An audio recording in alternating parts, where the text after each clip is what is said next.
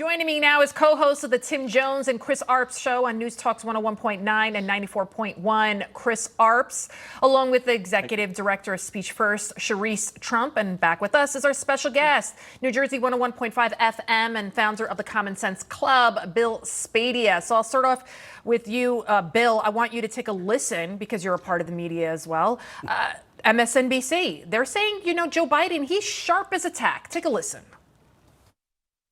Anybody who's spent any time with Joe Biden since he's been in the Oval Office knows that the reality is nothing like the dystopian picture that the Republicans are trying to paint of this senile, doddering president, and he's as sharp as a tack.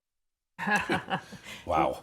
Or dull as a rusty razor. I mean, that comment there speaks volumes. Basically what he's saying is, what you're seeing is untrue. We, the elite, the insiders, we know the real Joe Biden, so don't be distracted. It's absurd. It's on its face. I don't know what he was doing nibbling on the kid. That was just weird.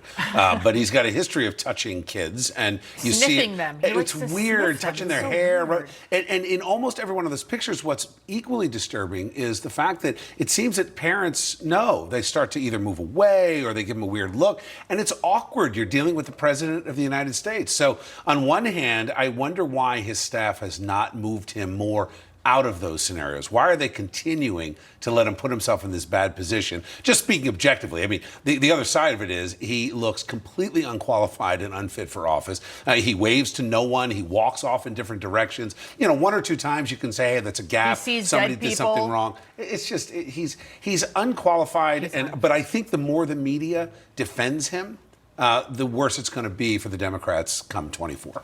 It's obvious to all of us. It's such a major cover-up. You remember when Donald Trump was coming down that ramp after the West Point commencement speech, and they kept talking about, let's impeach him, he's too old, and this and that. And he was just careful about coming down the ramp. So I want you to take a listen to this, Chris. MSNBC, they're not only defending Biden, they're saying it's his staff's fault why he's fumbling and stumbling. Take a look.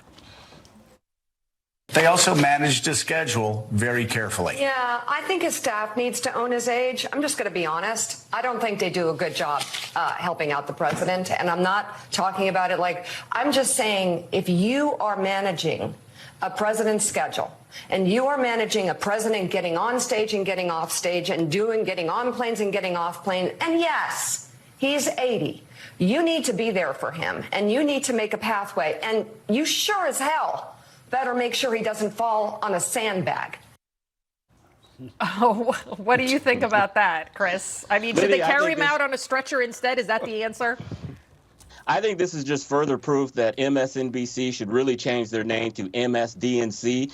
They are covering for the president. I have been a staffer for a United States senator, and so it is your responsibility to make sure that the elected official looks good. But there's just so much you can do when it's President Joe Biden. He's falling upstairs. He's falling downstairs. He's waving to dead people. He's acknowledging dead people. And they have been trying to help him. You remember we saw the pictures of his cheat sheet notes where they're telling him what reporters to call on.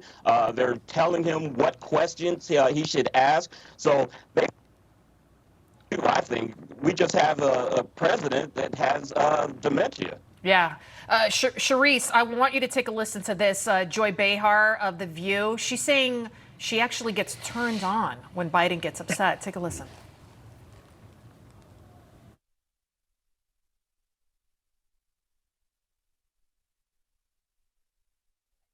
Does someone being angry make you turned on? I'm turned on by Biden's anger. I am too. I like it. You like it? I do. Well, you have said that before. I like that. All right, Charisse, so what do you think about that? I mean, does a guy getting crazy angry turn you on? I mean, really?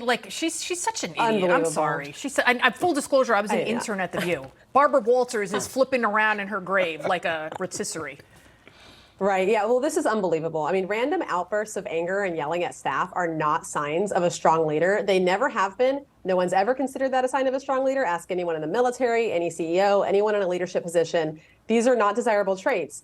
But you know what it is a sign of? It's a sign of mental deterioration. It's if you've ever interacted with someone who has dementia, they get frustrated easily because they can't understand what's going on half the time, and they take it out on the people around them. So this should not be seen as an admirable quality, let alone where you think it comes from. But it's also a sign of mental deterioration. I think we should be addressing some of the issues here with this major gaslighting that's happening. I mean, both of these shows must think Americans are just blind and dumb. Like they're saying, don't believe your lying eyes. Like we've just been talking about, Joe Biden has showed so much evidence of his mental deterioration, and he's such a weak leader that we should actually be genuinely concerned when everyone in the media thinks that Americans are just this ignorant and this dumb, and they can't believe what they're seeing. I agree 100%. They really do think we are this stupid, and the media is playing along and working in concert with the Biden administration. It's a disgrace. Chris Arps, Charisse Trump, and Bill Spadia, you'll be back with us. Thank you, guys. Thank you.